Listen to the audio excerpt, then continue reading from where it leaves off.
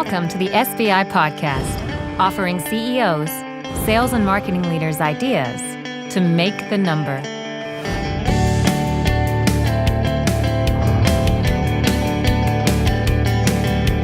Welcome, SBI Podcast listeners and video podcast viewers. My name is Christina Dickmeyer, and I am the Director of Marketing at SBI, a sales and marketing company dedicated to helping you make your number. I am joined by my co-hosts, Mike Drapeau, partner at SBI, and Kevin Avery, senior consultant at SBI. This is a weekly show, and its purpose is to help you make your number as we debate some of the most pressing topics that senior executives are facing. Welcome to the show. Today's show is titled When Execution Becomes the Soft Underbelly for Marketing and centers on your marketing strategy.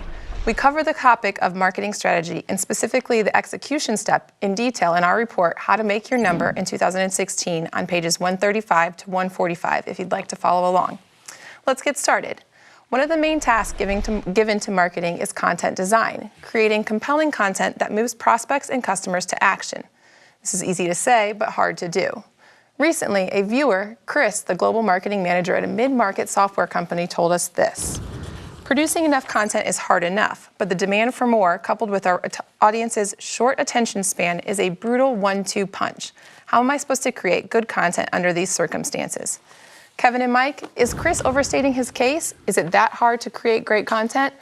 Or are we setting up marketing professionals for failure?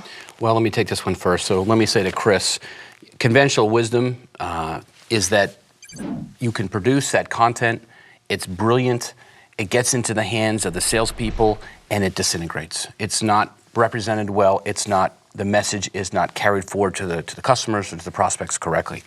And I would be lying if I didn't tell you that happens a lot. So empathy from me to you, Chris. However, what I would first find out is whether or not you and your team are participating in interacting with the marketplace through sales. Are you out on the road? Have you gotten out there to the field where the action is? And are you in close contact with those who are rejecting or responding not in the way that you expect to the message and to the content that you've created?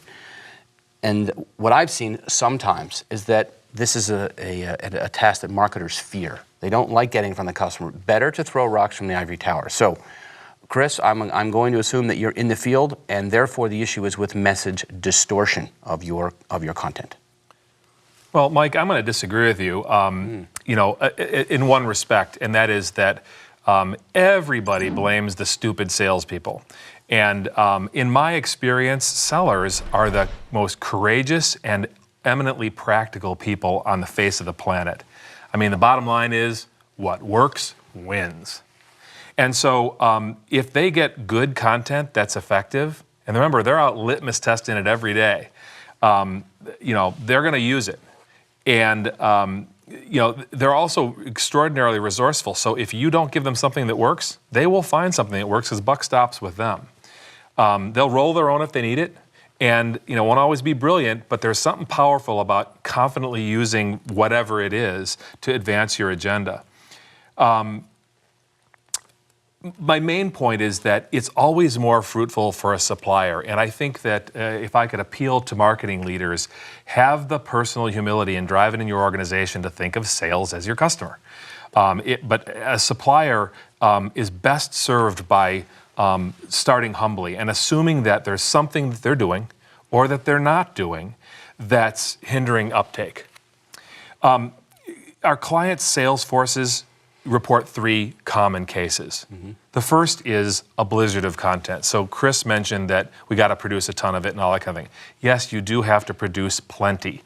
But in general, you end up with so much, and it gets out of date and whatever, and the week gets lost or ignored, just like the chaff. So, Mike, to your point is, if you're, to the extent that you might be right about salespeople not paying attention, it's they can't separate more than that they won't use it or can't use it correctly. You get shadow marketing, you get shadow sales enablement. You get noise from too many sources bombarding them instead of a single coherent content source, sort of a channel to them. The other thing is that you get insufficient guidance on when, how, why to use the content, and during the buying and selling process. And ultimately, if I'm not confident about using something, I'm not going to pull the trigger. So I'd love to disagree with your disagreement here, Kevin. So bring it, big So I have seen oftentimes or sometimes when content is misdirected or misdesigned or missing altogether, and therefore the buyer experience is incomplete. And there are a lot of reasons why content can get out of sync with the buyer. What I like to do is tick off a couple, and so that for the help of Chris, so that Chris can determine whether or not essentially is he the problem, or is maybe the marketing or sales the problem. So the first item is buyer response. So is he measuring the buyer response to the content and to the messaging? And are the buyers not just responding, but are they engaging in the desired behaviors? Sometimes you get Murphy's Law there, which is the unintended effects. So are you measuring that, number one? Probably are. Number two, is sales participating in developing the messaging? So here's another point where sales and product can come together. Is sales contributing to what the message and the content are based upon their frequency and the depth and quality of the interactions they're having with buyers and with prospects?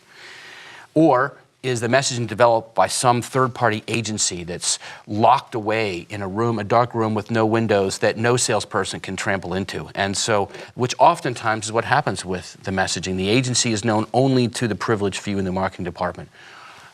Communicating or bringing together agency with sales ensures that the frank views of the marketplace are represented in the content. Third, is the content specifically oriented towards buyers? Or is it just sort of solution specific? Or maybe vertical if you're verticalized, but does it really speak to an individual? Oftentimes you have this great piece of content which just talking to everybody, the whole community of people who might ever want to buy, or the whole 10 people that are on the buying decision team, but not to the one person. So you take that 10 and you chop it up into 10 different views, all directed to an individual, and now you have much more effective content and messaging. And now we talk about chopping up. Do you have micro content? One of the things I find in marketing departments that have not been innovating is that they're focused on the long-form content. You know, they want to produce the 12-page white paper. Right. They want to build a giant trade show event. But what they're not doing is slicing their content in small increments and then doling it out into multiple different forums and then making it viral. So it's digestible. Exactly. And then viral so it can be shared. Are you taking your content? So there's hard copy, but then there's also digital content. And are you making your digital shareable? So these are some of the questions that I would ask Chris. Yeah, it's a great point. One other thing that I'd like to add about this notion of brilliant content that relates to dialogue. And the first thing is that there's a lot of marketing groups that believe that they can't fruitfully talk to sales about content. But the mistaken sort of logic there is that you're not asking the salespeople directly necessarily, what should we build for you? You're using them as a lens to put on your customer. Mm-hmm. What happens when the buyer sees this or you give this to people? What are your buyers saying to you? So you want primary input to buyers, and then you want secondary input from buyers for people like salespeople. The other thing I'd like to share is that the blind spot in marketing is that marketing in a lot of industries spends a fair amount of time talking to whatever form of industry analysts. Let me just use, lots of industries have their own industry analysts. I'll just use technology firms and analysts like Gartner Group or IDC or Forrester, and they provide perfectly reasonable services. But the point is that marketing gets so used to the content of these interactions and the cadence of these interactions, and that what happens is they tend to turn around and then talk in that way to either sellers or to buyers. And the problem with that is that's not really what either of those audience can use or wants to hear. Frankly, if anybody could produce a single seller that cares that it's a $3 billion TAM in this market, I only care about the TAM in my territory right here, and then only that to the extent that you can show me how to put myself over the fish and reel them into the boat. Find me a customer who wouldn't agree that if they never saw another 30,000-foot industry trends sort of a thing at the start of a presentation, it'll be too soon. I was recently in the room on a day in the life ride along with one of our clients, salesperson of one of our clients, and my eyelids are getting heavy just thinking about it now. All right. Well, I think we can all agree that marketing teams need a content execution plan that moves buyers to action. Content can be a point of agreement and collaboration between marketing and sales. One of our blogs entitled Is Your Content Helping You Generate Quality Leads? Addresses this issue squarely. I recommend checking that out. Let's take a quick break to let our listeners know how to subscribe to the SBI blog, and we will be right back.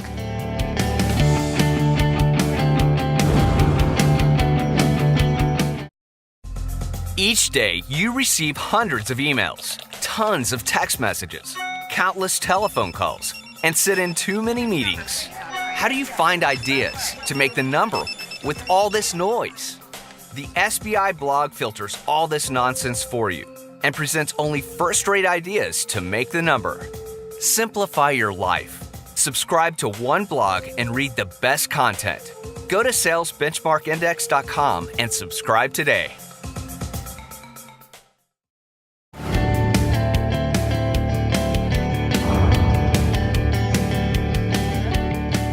Welcome back. My name is Christina Dickmeyer, and I'm here with my co-hosts Mike Drapeau and Kevin Avery for today's show, When Execution Becomes the Soft Underbelly for Marketing. Before the break, Mike and Kevin shared with us their opinions on the importance of having a content design capability that allows for the marketing team to set the sales team up for success. Let's dig into this a little bit deeper and talk about content execution, specifically arming the sales team with the right content at the right time. This means producing highly relevant content in enough quantity, pushed through enough channels, and created in enough different formats to meet the objectives of both the marketing and sales departments. Often, marketing feels that they provide sales with everything they should need and that sales fails to use it or communicate it correctly. Then marketing gets blamed when the messages do not resonate with the market. Here's a comment in our mailbox that came from a frustrated product marketing manager. We produce up-to-date content for sales all of the time, but it doesn't matter. They just continue to use the content they've always used and relied on. And even worse, this content is usually old and out of date. Why won't the sales team just use the content that we provide? We've also heard from more than a few marketing teams that they feel it's not their job to figure out how to use the tools once they've provided them. Sales should know better than them, since most of the marketers have never carried a sales bag. Kevin and Mike, what's your opinion on this? Is it the medium or the message, the content, or the deliverer of the content? Well, it's all of the above. One thing that I see frequently is that, for a number of years now, leading marketing departments have been unaware that they need to have persona-based content. They need to actually think about the buyer and the user and then build things for those individuals. And that's great. I'm reminded of the phrase that says, you can be dead right, but you're still dead. It isn't all your responsibility, but you're sort of accountable and jointly accountable maybe with the sales leader if you're the product leader, the product marketing leader. Why do salespeople cling to that which they're familiar with? Why do human beings stay with things that they're familiar with? Because it works well enough, and people are loath to change if there's risk. So how do we take the risk out of our salespeople? Again, it's not your job. Okay, that's conventional wisdom, but it's self-defeating. If it's not clear to sellers how to use an asset, when to use it, how to traverse a path to the moment of truth for that content, and where to go next after using it, they're going to leave it on the shelf. So again, you're not responsible, marketing, for all of these things. But team up with your sales enablement people, team up with your sales leaders to close that gap. The term I use for this is called, make sure you're building sales execution content. Kevin, this gets me in a soft spot at SBI. We've been producing content for many, many years, and it's hard to do. And since I've been involved in the content production process, I can tell you that it is a major challenge. And it's not just hard to do, it's hard to do well. It is. And not just doing it well, but to continue to do it well when well changes. And what do I mean by that? I mean that the marketplace is changing. The buyers are changing. The solutions are changing. So what it takes, the content execution playbook, what it takes to do things well last year is different than what it's going to be next year. So to stay dialed in, to be able to declare victory and show that your content is moving buyers to action, which is really the purpose of it from the beginning. Right. You need to make sure that your execution playbook is iterating as fast as the marketplace. So where design leaves off and execution begins, you need to show that you have that agile capability. And how do you know if you're losing that agility? Well, you're losing it when the response rates to your content drop, when the win rate of those using your content reduces. So this is sort of the practical metric. So sometimes people track content and note number of pieces produced but that's really just a function of your ability to crank it out. It's not a function of its effectiveness. So, if I could make one appeal to both sales and marketing leaders, y'all are like brothers, Cain and Abel. And too many of you, not all of you, but break down that wall, work together, own the thing. At the end of the day, we got to have salespeople armed with stuff that helps them sell things. And if it's not helping them sell something, it needs to be fixed, it needs to be changed, or it needs to be thrown out. So this gives you a pretty good window into both the lack of strategic alignment between sales and marketing, and also the importance of it. But you can listen to them talk about each other in many companies. And we've been in many clients where part of our role has been bridging that cultural divide. Mm-hmm. What's the habitual mode of thinking? Sales thinks marketing is fluff, and they can't understand why we spend so many dollars on it, right? Mm-hmm. Marketing doesn't speak our language, sales, and they constantly produce things that we don't care about, doesn't help us sell, our customers don't respond to, et cetera, right? So you get a lot of that builds up that reluctance to actually take anything, even if it is good. Now you flip it around, marketing tends to think that salespeople are Neanderthals with knuckles of dragon. So when you take that attitude, it's like the pearls that are flowing from our lips and our pens are being cast amongst the swine with predictable effect. There's also an "it's not our job" vibe, and I referenced that before. That's a habitual mode of thought that we got to think. Our job, we're all in the service of profitable revenue. If what we're doing doesn't help produce that, we got a problem. Then we're complicit in waste. To figure out the nitty-gritty detail about exactly how and when to wield the swords we provide, that's not your job. Okay, I get it isn't your job, but you ought to take it on anyway. We hear, we've never carried a bag. But I've had many conversations where people have said, but if I decided to be in sales, I could do a better job if I wanted to sell. Of course. Well, you know what? How to prove that? Get out and carry a bag. So the whole Hatfield and McCoy thing that is still too prevalent, it has to stop. Yeah, it does. So we look for that collaboration between sales and marketing and product, that all three functions are working together for the production of content, and that alignment that's reflected in the strategies. So again, inputs and outputs to each other to make sure that content production is not just something that rests entirely within marketing, and so that it just erupts out of there, and then sales can decide if and when to do anything about it. It's part of a collaborative exercise. So the goal in the end is the content in the quantity that's necessary? Is it has the highest quality that it can be given the resources deployed to it? And is it distributed to those most inclined to consume it? Those are the metrics you want to use. Yeah, that's a great point. Something we talked about, marketing thinks it's their job. They're going to build very good persona-based content, and let's say that they do. One of the signs of strategic misalignment is that you'll see that they don't turn it into execution content. How do you use it? And one of the signs that you see is that you don't have a shared, what we call buyer process map, how the buyer goes through their journey from the time that they're not in the market looking for anything that you do anyway, to something that triggers them to be in the market, to how their thought process proceeds, how they start evaluating their problem, their options to solve it, and that kind of thing when they feel that they can't ignore it. And if you don't have sales and marketing thinking similarly about the customer's buyer process, then they're going to be attacking the problem differently. By contrast, if you do have a common buyer process map and sales and marketing collaborate to build this thing, then it's tightly connected to the sales process too. Now, anyone involved in the enablement of sales knows the path, the milestones on the path, the challenges that need to be overcome on the path that sellers need to overcome, the relevant personas, what a buyer decision team looks like. It's 10 times easier, maybe 100 times easier to produce consistently relevant content and still be sort of less is more. Yep. So because I am almost unable to function without a checklist, you should see my refrigerator at home. Talk to your wife. Exactly, indeed. What I like to do is I like to provide my content execution, my production best practices, so that those of you who are at home and watching can say to yourselves, all right, am I delivering best-in-class production capabilities. So the first is, have you defined the content production accountabilities? Is there a RACI diagram or some other definition of who is supposed to do what and when? Does that exist so that all can point to it and say, aha, this is mine, it's in my wheelhouse? Number two, have you established upfront the quantities? Do we know exactly how many pieces do I need by the format and by the distribution channel for that content?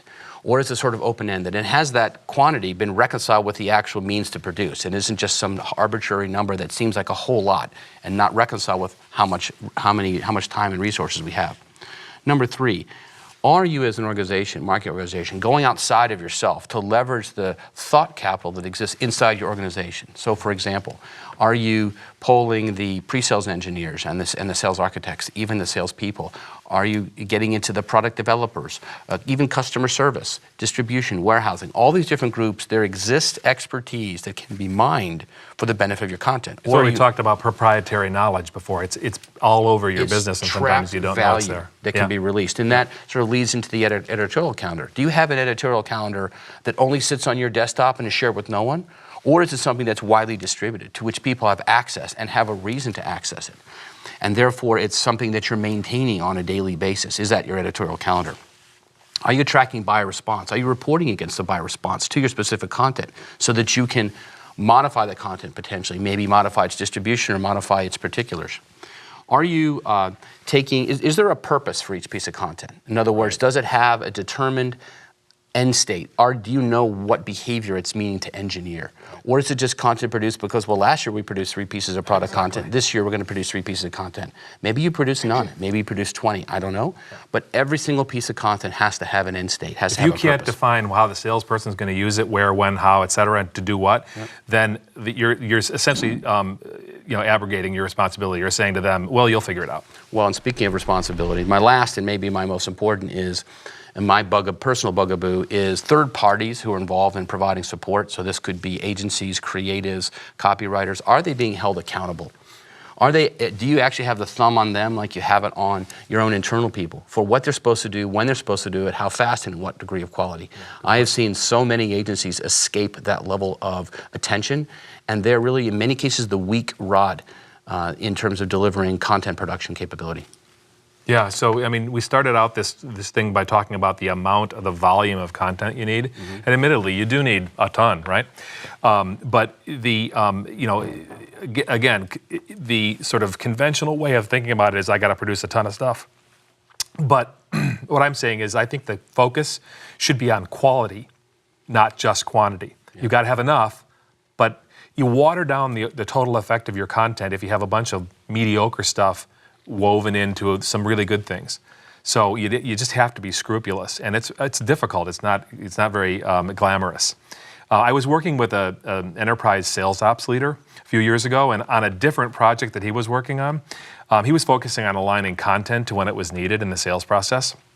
So this is a big company, but still, when inventorying, he told me they stopped counting when they reached 1.7 million pieces of content. Holy cow. So people think that, well, we just need to produce the content. Conventional wisdom again, you really need to think more deeply about this. You got to control it. What I mean is curation. Somebody's got to be responsible with keeping it up to date, weeding the garden, replacing things, changing things for the changing buyer and the changing market conditions. Curation is incredibly important because you need to make it easy to find the content. Here's the self-interested statement for marketing leaders. If a salesperson goes in and plucks out some out-of-date thing, uses it and falls on their face, your cred is still put paid. Great points by both sides.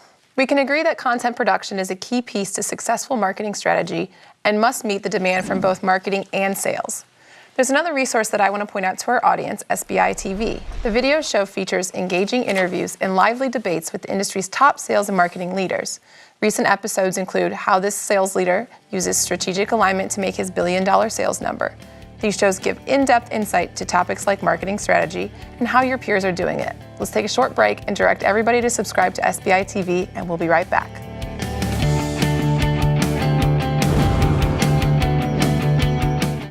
You are watching SBI TV. This is a monthly web TV show featuring guests just like you, executives trying to grow their revenues. Each month, you can peek behind the scenes and watch your peers discuss their strategies for how they make their numbers. You are not going to want to miss this.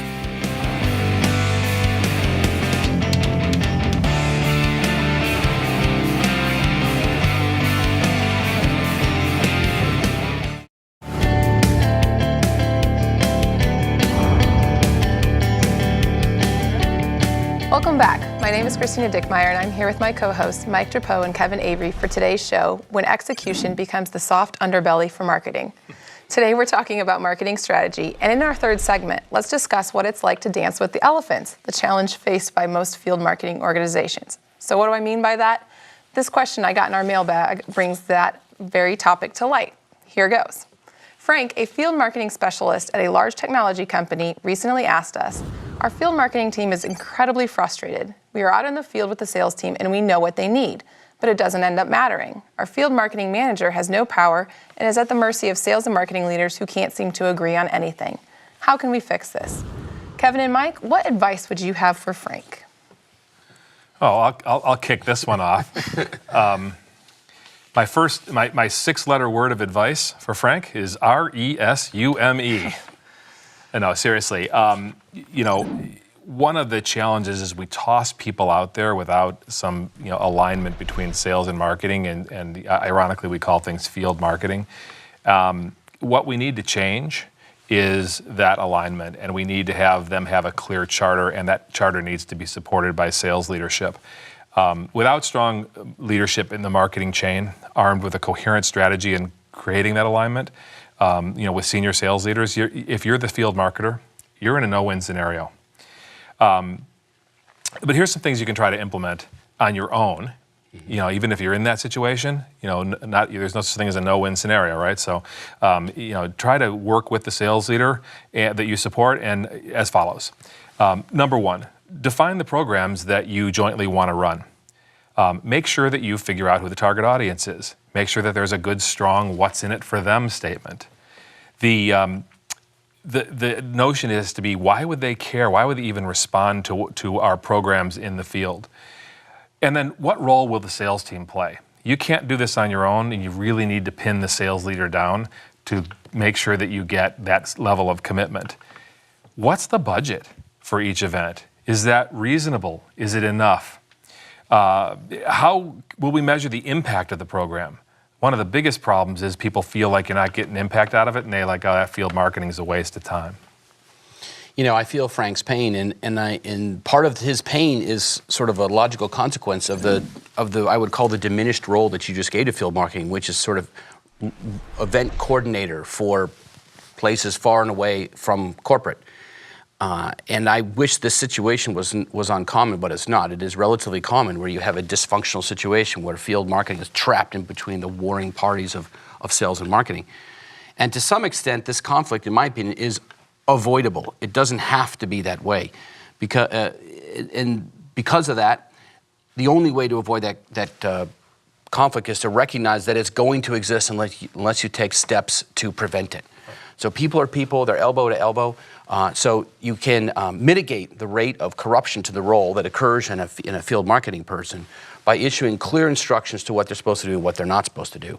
And this can serve as a guide on how they can be effective pre-sales resources, because essentially that's what they're doing. They're marketing's arm into the pre-sales function. Yeah, a common problem is that there's no marketing strategy, there's a weak marketing strategy, or no attempt to align with sales. Mm-hmm. This is very common. Conventional wisdom, again, is all I got to do is have my strategy, the sales has got to do theirs, and somehow it'll all come together. Surprisingly, large enterprises, you're worse than the mid-market and small in many cases. You have more resources, but that means you waste more. I think your opportunity is maybe relatively greater. So you may see where the situations also where the product groups actually fund field marketing, and then they put pressure on marketing to go out and pimp their products with a very product-centric sort of approach. And it doesn't really matter whether sales is much focusing there. So you can imagine how well these programs are subscribed to and how much yield you get out of them. So an inevitable consequence is misalignment with sales. And so some junior manager gets thrown out there with a charter to run events and make sure and make nice with the area VP. You know, the sales team rarely has a bogey on the uptake of the field marketing offerings, even if they themselves mandated that that's the program that we're going to run. The irony is the name field marketing. Field marketing. You know, without alignment between field sales and marketing, the chances of success of programs drops like a stone. In many cases, the company would be better off with a do nothing as a strategy, because at least you wouldn't be wasting money. But just like Congress, where no spending bill ever gets sunset, you know, sales and marketing in every misaligned company just think it's okay to keep rolling along, doing the same things, fueled by hope, you know, more or less, you know, with more or less funding, depending on how well or badly we did as a company last year. You know, that sort of approach of either clear them all out or do it right, I think is the right one. So I would give 3 dimensions that if you can agree to these things, then your field marketing capability will be optimized. If not, then zero it out in the budget and spend the money elsewhere.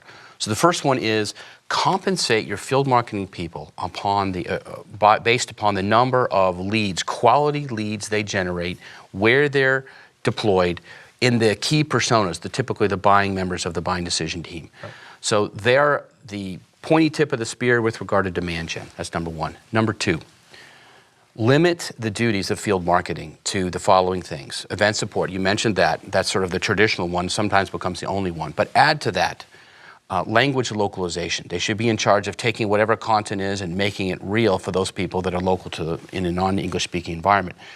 Product launch support. So they should accompany the rollout, whatever it is, of any new product you've engineered or major changes to existing product, what have you. They should make sure, and this would reduce message distortion as well.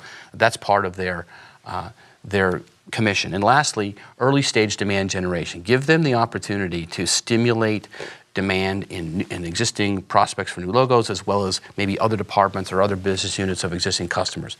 Give them those 4 duties. And the third dimension is you have to make sure there's active engagement between the senior marketing management team and the local field sales staff, or maybe the local geo leader. If there isn't that communication, if there isn't that agreement on the duties of those people, then again, you shouldn't be spending any money in that direction. Yeah, those are great points. Another thing worth noting is that a lot of times you run a channels organization along with sort of a direct organization, and even in places where the direct and indirect kind of intermingle, you have a lot of those models out there, and yet you'll have a channel organization that runs its own marketing or function. It makes no sense, but you know, what's causing this? It's a belief that that's natural and it's habitual and it's what we do and that's how things are supposed to be. So you get misalignment between sales factions. You know, a direct sales leader and an indirect sales leader are kind of going like this, and that uneasy tension means that they tend to run different programs. And you get, you know, again, message distortion, and you get confusion in the field, and you get customers feel overrun with programs. You know, sometimes it's a marketing organization structure issue. They abet this by separating field marketing for direct and indirect. Again, usually a mistake, probably wasteful. You know, but it comes out of things like, you know, if you're successful, companies just grow and just add people, and you know, you get people acting as human middleware, and you don't reorg the org like you should. And then, of course, every once in a while, I know this never happens in your company, but you know, someone's interested in building an empire. Yep. And what's the planks that an empire is built on? People. You know, this exact same thing occurred with a client of ours. In this particular case, it was a software client a couple of years ago that had international operations, and kind of the marketing leader came to us and said, "Hey, I'm not getting the value I want of the field marketing people. The salespeople are constantly complaining about it. Help me go do some diagnosis there." So we dove in, and sure enough, we found that this was a dysfunctional deployment. So check in the box. You accurately diagnosed it. However, not for the reasons that necessarily thought initially. So this is what we found. First of all, the field marketing people were doing administrative duties. They were literally becoming sales admins. Concierge service. Exactly. Why? Because they were in the same office, sitting desk to desk next to the sales staff, 1,000, actually more like 15,000 miles from the corporate marketing department who was giving them their guidance. So they just defaulted to whatever the person who was louder and taller said who was right next to them. All right, so that was the first. The second was the sales team was denying them access to the customers and to the prospects that they needed to speak with, to interact with, to execute the marketing campaign. So they had their marketing campaign with all their sort of set of instructions, and they just have to give it over because they were denied access. And then you say, well, why the heck would the sales team deny access? Why? Because the people playing the field marketing role were, not in all cases, many cases, the wrong people. Yes. They were grossly underqualified for being an effective field marketer. They were underpaid, true, but they were also underqualified. They were sort of the people that didn't get fired but weren't qualified to be in marketing or sales, but we didn't want to let them go, so we put them into field marketing. Pass the trash. Yeah, so that together, and that sort of created this unhealthy dynamic of sales didn't trust the field marketing people who didn't like the sales and so on. So what do? We first gave them that zero-sum option. Either eliminate the whole thing or commit to it. If you commit to it, remove these obstacles, restaff the organization. So we reduced the size of it quite substantially, but we increased the pay of it. We kept 1 or 2 people and hired some new ones in. Then that became the pointy tip of the spear and became super effective because we measured it by the metrics that I mentioned earlier today. And the result was really fantastic. They ended up being a major reason why this client captured a marketplace in some of the European geographies. So I'm hearing talent strategy alignment, get the right people in the right positions, Shocking. and I'm hearing sales and marketing alignment, Indeed. and then the magic actually can happen. It can and does. Okay, great. Thanks, Kevin and Mike. It's clear that marketing plans need to include effective field-level execution to maximize lead flow. We're going to take a quick break so I can point our audience to another resource available to them, the SBI magazine. Recently, we featured an article about generating success and fueling growth with content titled Campaign of the Quarter, Phillips 66. Let's take a quick break to let our listeners know how to subscribe to the SBI magazine. And when we come back, we'll wrap up today's show.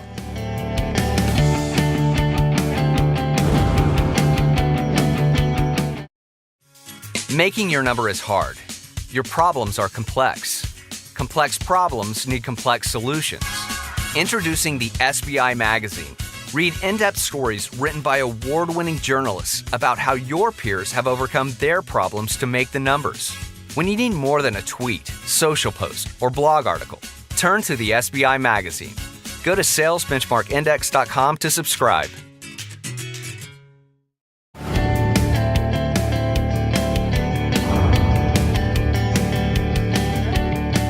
Welcome back, everyone. I hope you've been enjoying today's show, when execution becomes the soft underbelly for marketing.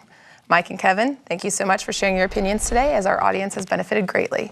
I think we clearly showed that one of the main goals of the marketing strategy is to set the sales strategy up for success. If you want to make sure you have a deep understanding of marketing strategy and why it's important, get a copy of this year's research report called How to Make Your Number in 2016 at www.salesbenchmarkindex.com/2016-report. If you want to take it a step further, you can have one of our experts lead you through a workshop which details how to do this. Go to www.salesbenchmarkindex.com/2016-workshop. I also want to thank you, our audience, for tuning in. And for myself, Kevin, and Mike, we wish you much success as you try to make your number. This has been the SBI Podcast. For more information on SBI services, case studies, the SBI team and how we work, or to subscribe to our other offerings, please visit us at salesbenchmarkindex.com.